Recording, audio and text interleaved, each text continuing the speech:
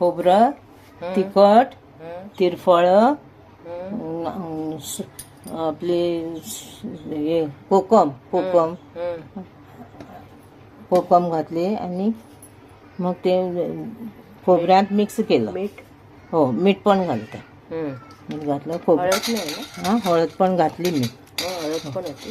हो अशी हे करायची, पाणी जरासं घातलं. हो आणि ते मिक्स करायचं. आणि मग ते तारले घालून आणखी परत ते मिक्स करायचं, म्हणजे त्याला ते बरोबर लागते. असं शिजवत ठेवायचं.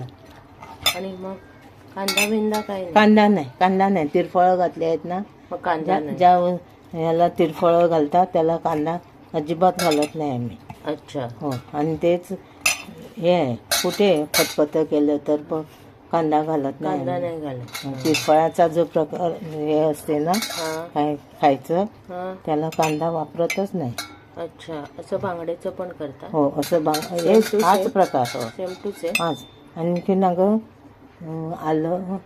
आलं पण घालतात. आलं आणि काय ती लसूण पण घालतात. अच्छा. हो छान लागते. मी घालते आता.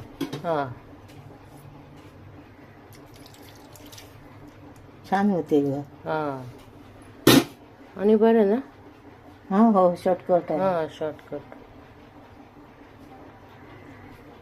हे आता शिजायला ठेवलं. लगेच शिजणार. किती मिनिटं लागतात? 10-15 मिनिटं? हो. अच्छा,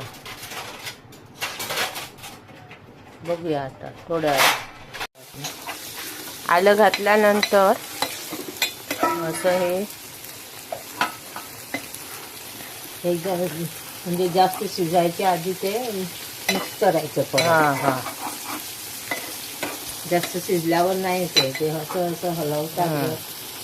मग ते मोडतं. हो मोडतं, काटे होतं. आता हे किती झालं? अर्ध तरी झालं शिजून?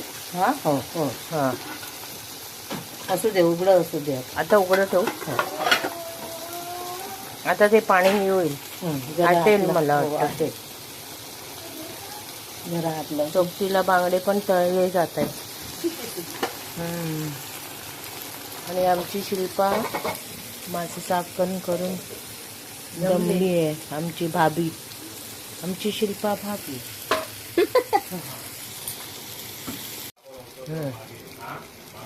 नंतर पाणी आटलं ना सगळं, म्हणजे सगळीकडे पाणी आटल्यावर ते गॅस बंद करायचा, झाकून ठेवायचं, म्हणजे ते बरोबर होते.